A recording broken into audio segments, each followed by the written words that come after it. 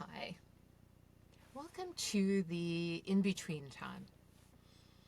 The in-between one holiday that is celebrated, or several holidays, Christmas, Hanukkah, Kwanzaa, being celebrated, and the new year, the start of the new year.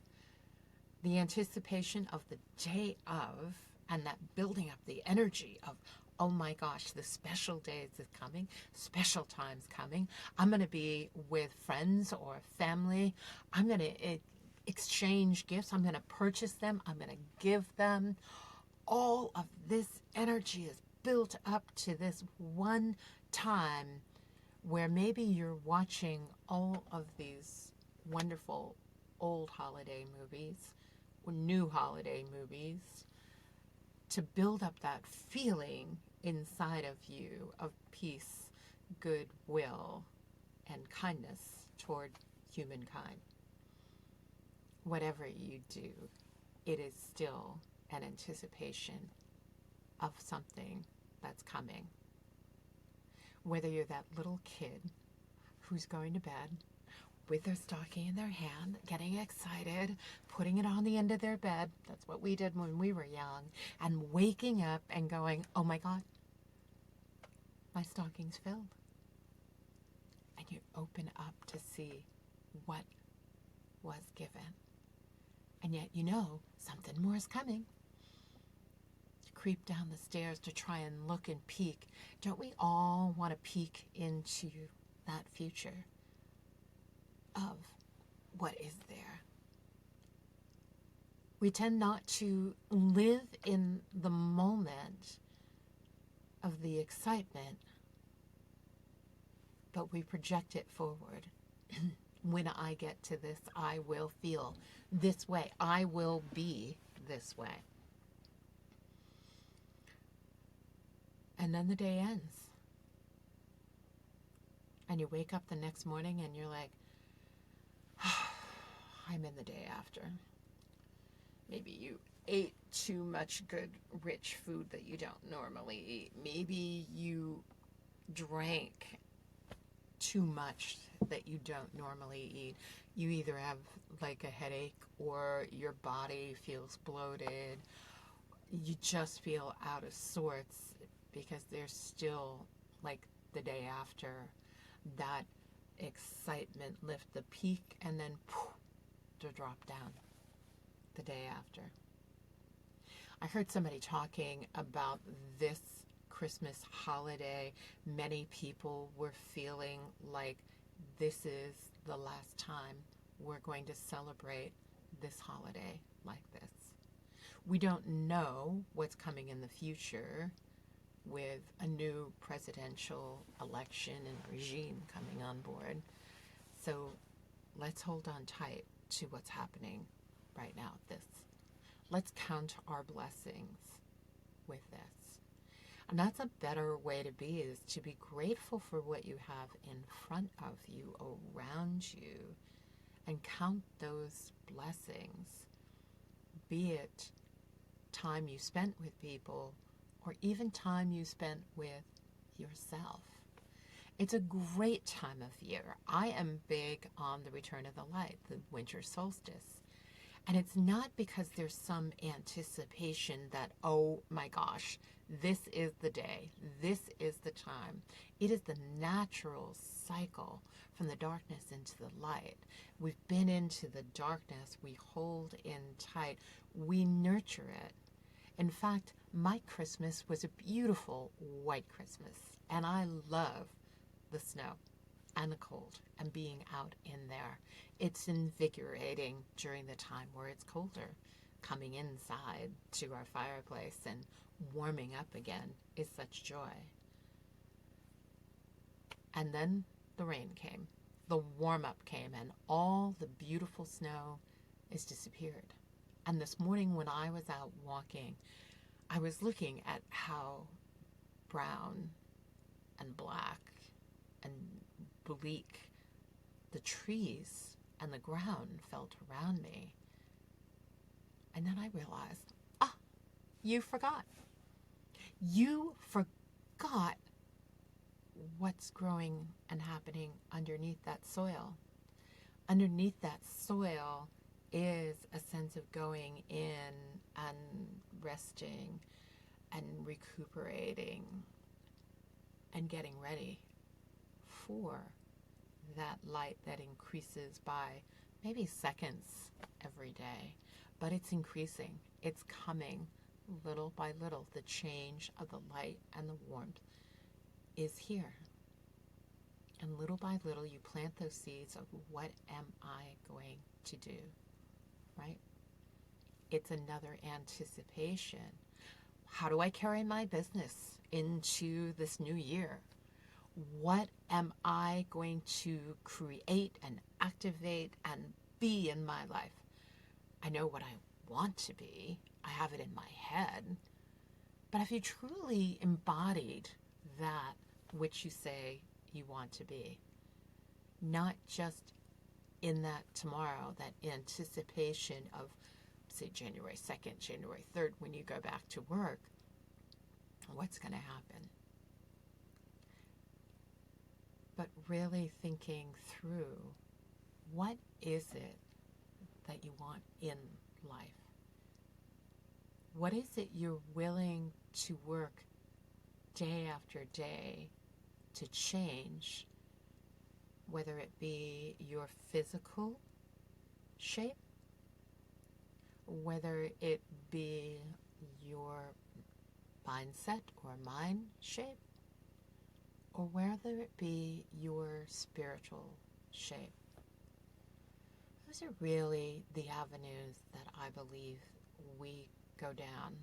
And yet, you don't go the physical in one direction and the mind in the other direction and the spiritual in a totally different direction.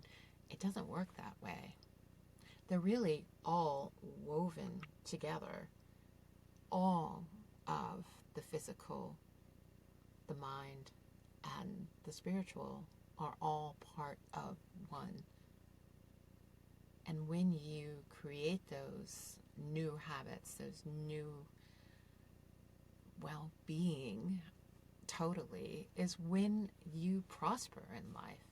Not only you personally, because when you embody all of what you want to be, it has that ripple effect that goes out to other people who are around you. When you let go of what doesn't work in your life and you start to uplift your circumstances, you change your environment, you change the people you hang out with, you make that commitment to your life, that's the ripple effect. It's not just for you. When you become prosperous,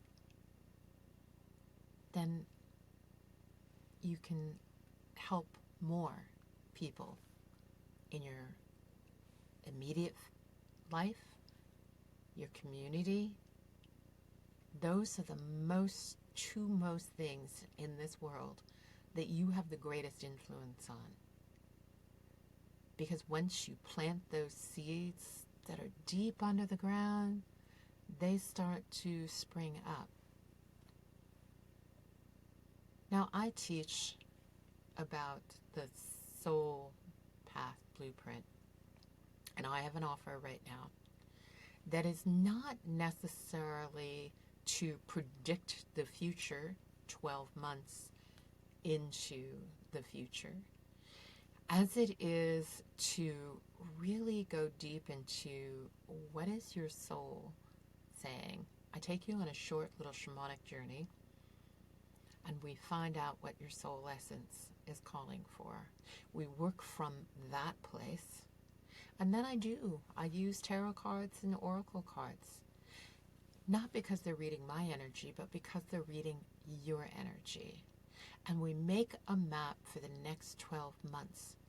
The tarot card shows you a theme, and the oracle cards show you some kind of action to it, the way of thinking about something. And you have it so that you can look at it each month and you can move forward. Now I can give you an example. I always have a deck of cards nearby.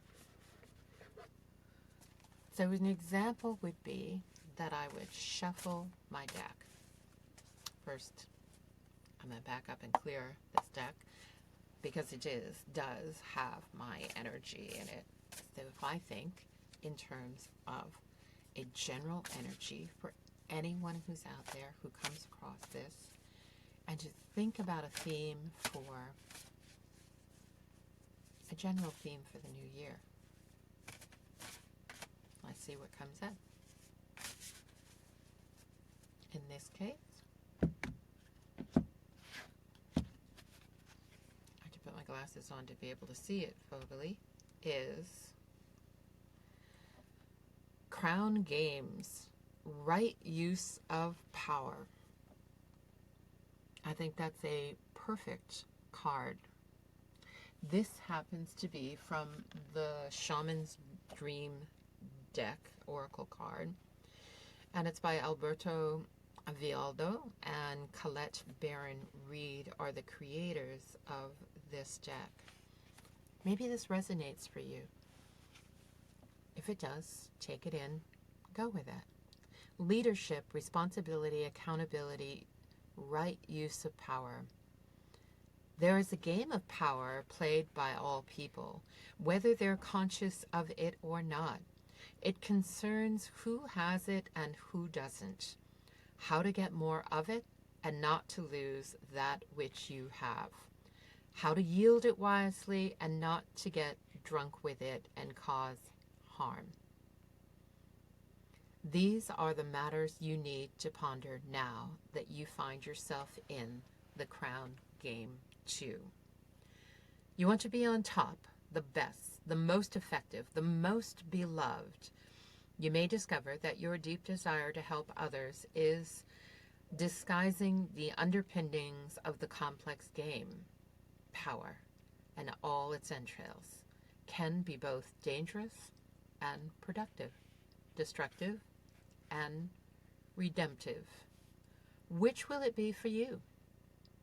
Can you forgive without condemning and keep your dignity when challenged? Will you be accountable, amendable to change, or making amends? Can you let go of your need to rescue others? Lead with humility while letting others discover their way home. Now we're learning that empowerment comes with a price and a sacrifice for sovereignty. This is a time to pick your battles, use strategy, and temper your reactions. You have the power to make a beautiful difference on behalf of others. Can you see power as a currency that you must spend judiciously? True power is stewardship wisely, for it is given from the divine, not from the ego. In all your relations, the greatest beauty is when power is shared. If you are in a higher position, it's even more important to be kind and respectful. Ask for guidance. It'll come when you choose compassion over your own goals and desires. When you stop caring about who wears the crown, true success and influence appear to you. I think that is a beautiful card for the in-between times, for the time when you are contemplating what your next move is going to be. What direction do you truly want to go? And if you want to go into a deeper, more profound you, your abilities, your talents, your beliefs, your gifts that you have to give, then let's have a conversation. It's all about where you're going in this world. If we're not growing, expanding, and learning, what are we doing? We are part of the creation of energy, the source of everything. And perhaps you're ready to tap into your own intuitive gifts, your own guidance, your own knowledge. And if you are, let me know. I'd gladly be there for you.